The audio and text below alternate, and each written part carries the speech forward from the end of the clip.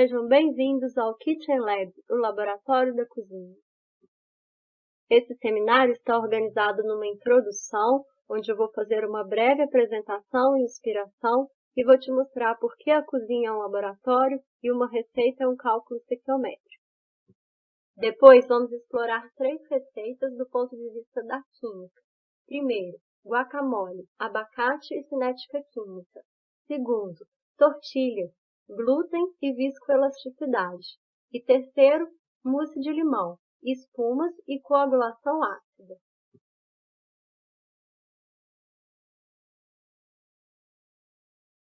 Alguns de vocês já me conhecem, da sala de aula ou das aulas de laboratório. Eu sou a Marília, professora de Química no Cefet-MG, sou formada em Engenharia Química e tenho mestrado e doutorado em Saneamento, Meio Ambiente e Recursos Hídricos pelo UFMG. O que talvez vocês não saibam é que nas horas vagas eu gosto muito de cozinhar. E desde que eu descobri que sou celíaca há 14 anos, precisei estudar e aprender muito sobre a culinária para poder adaptar as minhas receitas favoritas para a versão sem glúten. Há 4 anos eu criei um blog, onde compartilho as receitas que mais gosto e tudo que tenho aprendido nesse mundo gluten-free. Mas o mais legal disso tudo é que quanto mais eu estudo, mais vejo como a química está totalmente ligada a tudo que fazemos numa cozinha. Eu vou compartilhar aqui com vocês algumas das minhas fontes de inspiração para montar este seminário.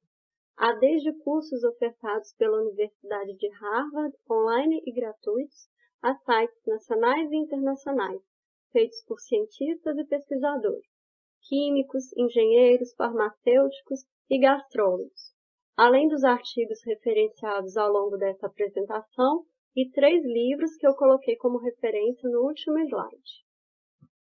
Eu vou te mostrar por que a cozinha é um laboratório. De acordo com Paulina Mata, pesquisadora da Universidade Nova de Lisboa, cozinhar não é mais que promover reações químicas e inibir outras, por isso é um laboratório. E é exatamente o que a gente vai ver nessa apresentação. Eu quero que você dê uma olhada rápida para essa figura e me responda. É uma cozinha ou é um laboratório? Muitas vezes, na história da ciência e na história da culinária, esses ambientes se confundiram. A cozinha já foi palco de muitas experiências. Livros e artigos científicos também já foram espaço para a publicação e divulgação de novas invenções, como esse digestor a vapor, criado por Denis Papin em 1680, que foi o precursor da nossa panela de pressão, tão utilizada nas cozinhas de hoje em dia.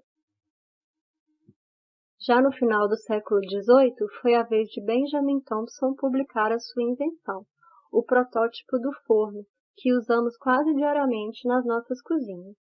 E assim, ciência e culinária vêm caminhando juntos até os dias atuais. Muitas vezes, os equipamentos utilizados na cozinha ou no laboratório também se confundem. Nessa imagem, eu tenho uma foto de um rotoevaporador, que eu usei nos meus experimentos de doutorado para sintetizar fotocatalisadores. O mesmo equipamento é usado pelo Nathan na sua cozinha modernista, para criar muitas preparações culinárias. E o contrário também pode acontecer. Uma batedeira que usamos para preparar bolos pode servir no laboratório como misturador para a preparação de pelotas de magnetita. Outra semelhança que vemos nestes 2 ambientes é em relação às vestimentas e proteção que usamos. As luvas são fundamentais, e o jaleco do laboratório é substituído pelo avental na cozinha. Agora vamos falar sobre instrumentos de medição. Assim como no laboratório, existem instrumentos mais ou menos precisos. Se você quiser cozinhar como um chefe, é fundamental que tenha uma boa balança e vidrarias para medida de volume confiáveis. Caso você não tenha uma balança, existem copos medidores para conversão de pesos e volumes, mas a precisão de suas medidas não será das melhores. Também é muito comum na cozinha utilizarmos as chamadas medidas caseiras. A partir de medidores de volume padronizados, podemos converter as medidas caseiras para volumes em mililitros. Com os dados desta tabela, é possível realizar praticamente todas as receitas do dia a dia. Agora que já estamos equipados, podemos ver por que uma receita é um cálculo estequiométrico. Geralmente, quando estamos aprendendo sobre cálculos estequiométricos, é comum que os professores de química façam comparações com uma receita de bolo. Nesse caso, os ingredientes são os reagentes e precisam estar presentes numa proporção específica para produzirmos um bolo com um rendimento pré-definido. Se quisermos dobrar a quantidade de bolo produzido, precisamos dobrar a quantidade de todos os ingredientes, na mesma proporção. Esse é o princípio do cálculo estequiométrico. Com mistura para bolo pré-pronta foi fácil, mas agora vamos complicar um pouquinho mais e pegar uma receita completa de bolo para analisar. Essa receita foi compartilhada pelo chefe confeiteiro da Rainha Elizabeth no seu aniversário desse ano. Vocês podem encontrá-la no Instagram ou no site oficial da família real. A receita promete produzir bolos de chocolate bem pretinhos. Vamos ver o que temos aqui. O primeiro ingrediente que eu quero que vocês observem é o bicarbonato de sódio. Ele é um sal básico com pH de aproximadamente 8. É ele quem vai fazer o bolo crescer e deixá-lo pretinho. Mas ele precisa reagir com algum ingrediente ácido. Temos então o vinagre, que é uma solução aquosa de ácido acético a aproximadamente 5% em massa e que tem um pH de mais ou menos 2,5. E temos também o cacau em pó natural, que apresenta um pH de aproximadamente 5,5. Mas a farinha usada nesse bolo é uma farinha de trigo com fermento, que tem cerca de 3% do seu volume de fermento químico, dos quais aproximadamente 30% em massa é bicarbonato de sódio. O restante é amido e ácidos que irão reagir com bicarbonato. Então, além dos 10 gramas de bicarbonato que eu disse na receita, nós ainda temos mais ou menos 6 gramas de bicarbonato na farinha de trigo. Antes de partir para os cálculos estequiométricos, eu queria falar um pouco sobre o equilíbrio ácido-base que existe na receita de bolo de chocolate e que é muito interessante. Aqui temos uma imagem de um bolo de chocolate em que não se usou bicarbonato e de um outro bolo em que o bicarbonato foi usado. Reparem que, além da diferença no crescimento do bolo, temos uma diferença na coloração. Essa diferença de cor é devido à reação que ocorre com uma substância presente no cacau, que se chama antocianina. Observem que no equilíbrio ácido-base, em pH 2, a antocianina se apresenta na forma de cátion flavível, que tem uma coloração avermelhada. Em pH 8, a antocianina se apresenta como anidrobase quinoidal, que tem coloração azulada.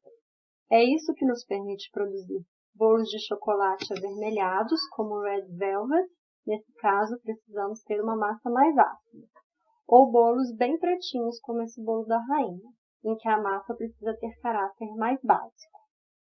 E esse equilíbrio é tão legal e visual que existem estudos utilizando o extrato de cacau como indicador ácido-base em laboratórios de química. Voltemos agora aos cálculos estequiométricos. Uma das reações que faz o bolo crescer é a neutralização do bicarbonato de sódio com o ácido acético do vinagre. O dióxido de carbono produzido na reação, em forma de bolhas de gás, vai inflar a massa de bolo, possibilitando a sua expansão.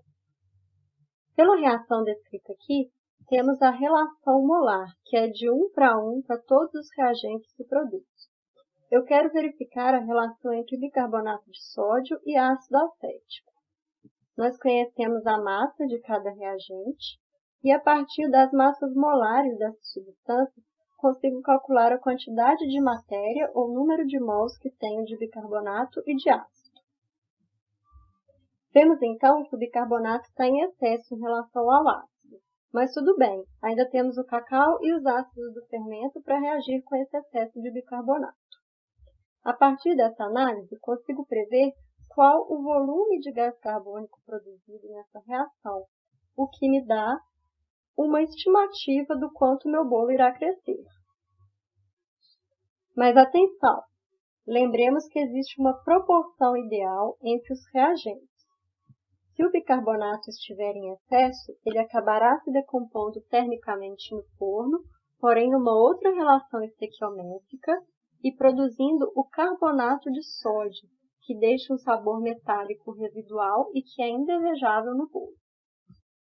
Essa proporção estequiométrica nas receitas é um assunto tão sério que cientistas da Universidade de Harvard fizeram um estudo e montaram um diagrama comparando a proporção entre milhares de receitas de bolo de chocolate e viram que existe uma região ótima, em que a quantidade de ovos, açúcar e farinha é ideal para bolos de chocolate. Esse estudo depois foi expandido para outras preparações de panificação e confeitaria, como brownies, cookies, pães e panquecas. Vamos agora falar de guacamole, abacate e cinética química. Caso você não conheça, a guacamole é uma iguaria deliciosa típica da culinária mexicana. Vai muito bem com as tortilhas, que nós veremos no próximo tópico. O principal ingrediente da guacamole é o abacate. Eu vou deixar a receita aqui, assim vocês podem dar um print nessa tela e fazer depois na sua casa. Digamos que eu tenha ido comprar os abacates e não tenha encontrado nenhum abacate maduro. Estavam todos verdes. O que eu posso fazer? A minha mãe com certeza diria: quer que o abacate amadureça mais rapidamente? Embrulhe-o com uma folha de jornal. Também o famoso jornal New York Times publicou uma ação publicitária em uma página inteira na qual se podia ler, abre aspas, além de informar, esta página também amadurece abacates, fecha aspas, com as instruções para você embrulhar e acompanhar o amadurecimento do abacate. Mas qual a lógica por trás dessa teoria? O abacate, assim como a banana, a maçã ou o mamão, é um fruto climatérico. Esses frutos podem ser colhidos e continuam amadurecendo fora do pé. Após a colheita, o fruto ainda respira, transpira e produz gás etileno.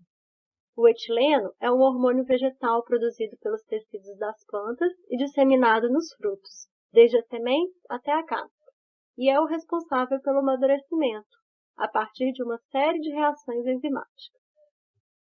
Durante o amadurecimento, para o abacate verde se tornar maduro, o gás etileno provoca reações que irão causar os seguintes efeitos sensoriais. O abacate se tornará menos verde, devido à quebra de moléculas de clorofila. Se tornará também mais macio, devido ao rompimento de fibras no fruto. Ficará mais doce, devido à quebra do amido em açúcares. E se tornará mais cheiroso, devido a reações que favorecem a formação de compostos orgânicos com aromas frutados. E o que isso tem a ver com a cinética química? Vamos supor uma reação em que tenhamos um reagente A sendo consumido para a formação de um produto B. Sabemos que a velocidade dessa reação é medida da seguinte forma.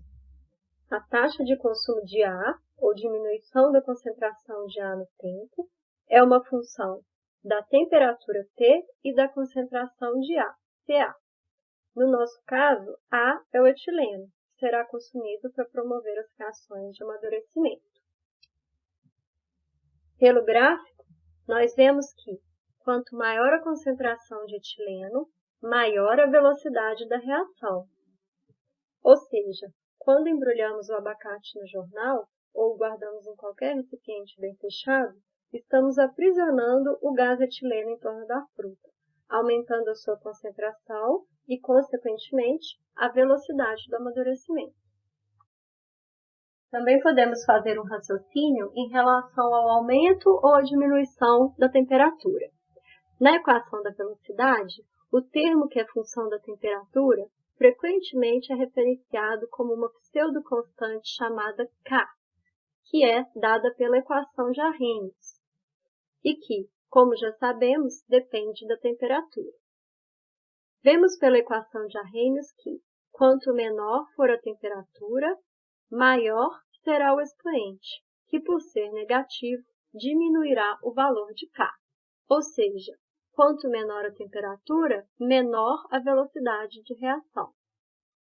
É por isso que, quando você tiver abacates maduros e não quiser que eles estraguem antes de você fazer a guacamole, você deve guardá-los na geladeira, pois assim você reduz a velocidade de amadurecimento.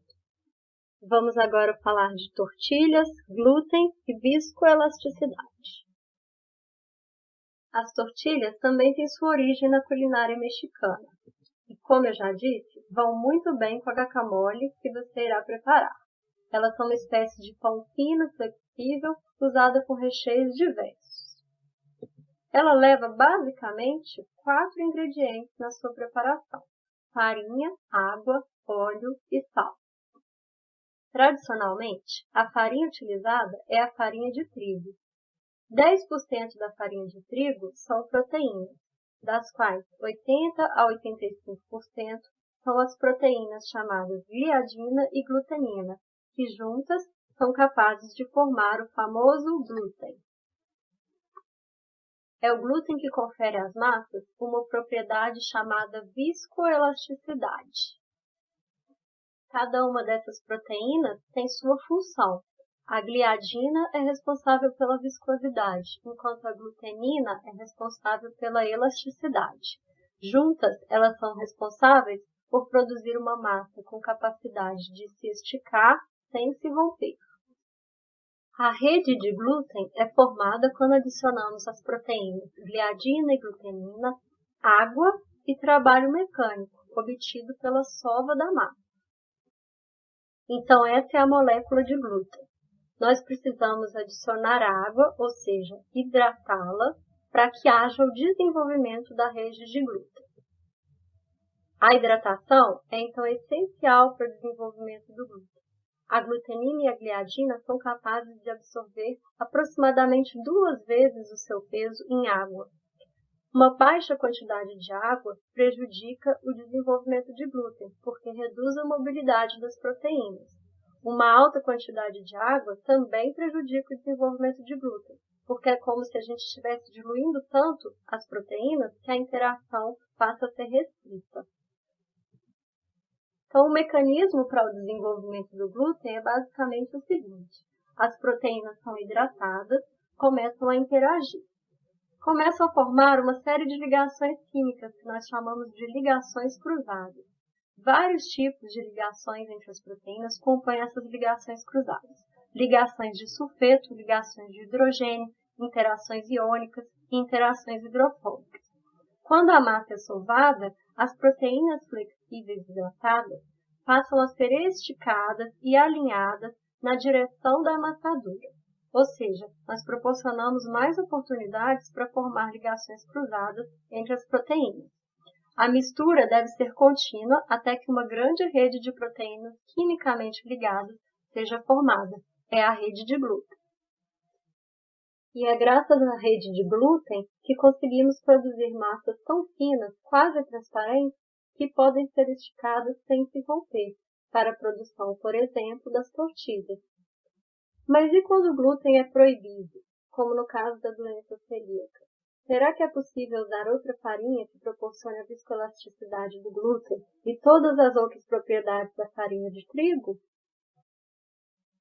A verdade é que não existe uma farinha que por si só seja capaz de substituir todas as propriedades da farinha de trigo. O que precisamos é fazer uma mistura de farinhas, de acordo com as propriedades que se deseja reproduzir. No bolo, por exemplo, precisamos de estrutura, maciez e liga adequados. A viscoelasticidade e o sabor não devem prevalecer. Já nas tortilhas, precisamos de elasticidade, viscosidade e extensibilidade, enquanto o volume não é importante. O que diferencia os tipos de farinha sem glúten que irão compor o mix são basicamente a sua composição e a granulometria. Temos então, por exemplo, farinha de arroz, de quinoa e de grão de bico, que são farinhas mais estruturais, amido de milho, fécula de batata, para dar maciez, e a fécula de mandioca, para dar liga. O papel do glúten geralmente fica por conta das gomas e géis, que são aditivos usados numa proporção de aproximadamente 1 a 3% em massa em relação à farinha total, e que irão mimetizar, ou seja, imitar, tentar reproduzir a elasticidade, viscosidade e extensibilidade do glúten. Os exemplos mais comuns são a goma xantana, o CMC, carboximetilcelulose, chia, vinhaça e o psyllium. Essas gomas e géis são em sua maioria polímeros naturais ou hidrocolóides, que além de imitar o glúten, também atuam como umidificantes, emulsificantes e espessantes, melhorando de forma geral a qualidade das preparações sem glúten. O psyllium, por exemplo, é uma fibra solúvel muito higroscópica que absorve água para formar um gel a partir da casca da semente de um arbusto do gênero plantado. Mais para frente veremos a definição de gel. O psyllium foi o substituinte do glúten que eu escolhi para, junto do meu mix de farinhas, produzir as tortilhas sem glúten. A receita ficará disponível aqui e vocês podem dar um print na tela para fazer na sua casa e comer com a guacamole. E para finalizar, que tal uma sobremesa? Vamos falar de mousse de limão, espumas e coagulação ácida. Essa é a receita da mousse de limão, a mais fácil de todas. 3 ingredientes: creme de leite, leite condensado e suco de limão. Já tira o print dessa tela e depois você me conta se fez e se gostou. Para preparar, precisamos bater bem o creme de leite e o leite condensado até formar uma espuma volumosa, para depois entrar com o suco de limão e levar para gelar. Vamos começar falando sobre o ingrediente principal da mousse, o leite. Em relação ao leite integral, temos diferenças de composição, principalmente quanto à umidade. Leite integral tem mais água. Creme de leite e leite condensado são, portanto, mais concentrados que o leite integral. O creme de leite é o que possui mais gordura. Já o leite condensado possui mais açúcares, pois além da lactose mais concentrada, recebe a adição de sacarose, que é seu componente principal. Essas informações são importantes porque escolhemos usar creme de leite e leite condensado ao invés de simplesmente leite integral por terem uma maior viscosidade. Isso nos permitirá formar mais facilmente uma espuma sem que as bolhas de ar sejam perdidas. Mas espera aí, o que é espuma? Antes de entender o que é espuma, vamos ver outro conceito, o de emulsão. Um exemplo de emulsão é a maionese. Temos uma emulsão quando gotículas de um líquido são formadas dentro de outro. No caso da maionese, gotículas de óleo em vinagre. Então, existe uma fase contínua, o vinagre, e uma fase dispersa, o óleo, em forma de gotículas. Você se lembra, eu já disse, o vinagre é uma solução aquosa diluída de ácido acético. Então, é como se eu quisesse colocar óleo num meio aquoso. Mas espera aí, o óleo é apolar. A água e o ácido acético também são polares. Essas duas fases são, portanto, immiscíveis. E a tendência seria que essas gotículas de óleo se aglomerassem, formando uma fase única, que por ser menos densa que a água, ficaria flutuando na superfície. Então, como eu faço para estabilizar minhas gotículas de óleo em um meio aquoso? É preciso usar um surfactante. Ele manterá as gotículas separadas e estáveis, pois possui, ao mesmo tempo, caráter polar e apolar. No caso da maionese, usamos a lecitina, que é uma molécula presente na gema do ovo, outro ingrediente da maionese. E as moléculas de lecitina se organizam em uma estrutura que chamamos de micela, estabilizando assim as emulsões. E o leite? Seu aspecto alvo e homogêneo esconde uma composição bem complicada e uma organização bem complexa dos seus componentes. Para começar, temos uma fase contínua, que é composta de água, em que temos minerais e lactose dissolvidos. A fase dispersa é a gordura do leite. E, além disso, temos ainda uma fase coloidal, que não se dissolve na água, formada pelas proteínas do leite. O leite é, então, ao mesmo tempo, uma solução aquosa de minerais e lactose, uma emulsão de gordura em água e uma suspensão coloidal de proteínas. Agora já podemos entender o que é uma espuma. E um exemplo de espuma é o chantilly, que nada mais é que creme de leite fresco batido. Temos uma espuma quando, numa emulsão, a fase dispersa é um gás. Então, no caso do chantilly, a fase contínua é o leite, enquanto a fase dispersa é o ar. Para estabilizar espumas, também precisamos de surfactantes. O leite possui surfactantes naturais em sua composição, que cumprem essa função. Agora entra o limão. Além do sabor, usamos o limão na mousse devido aos ácidos que ele contém. O principal deles é o ácido cítrico, que constitui de 5 a 7% do limão. Cada molécula de ácido cítrico possui 3 hidrogênios ionizáveis. Portanto, cada molécula de ácido cítrico será capaz de liberar 3 cátions de hidrogênio para acidificar o meio. O limão também possui outros ácidos, como o ácido ascórbico, conhecido como vitamina C, e que também contribuem para baixar o pH. Porém, estes outros ácidos são mais fracos e estão presentes em menor quantidade no limão.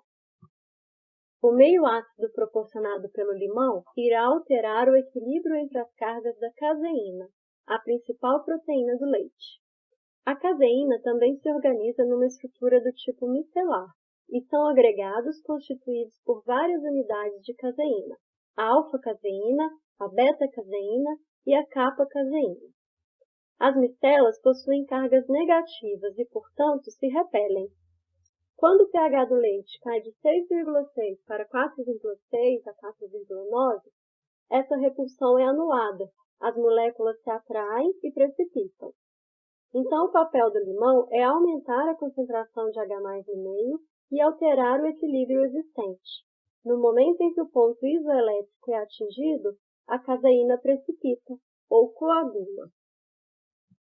Então, é a partir da coagulação ácida que transformamos a espuma em mousse.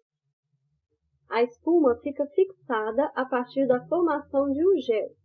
Gel é uma dispersão coloidal em que o líquido é disperso em uma fase sólida. Uma mousse nada mais é que uma espuma em que a fase contínua foi gelificada. Bem, pessoal, então é isso. Espero que tenham gostado do meu menu de química na cozinha e queria propor um desafio para vocês.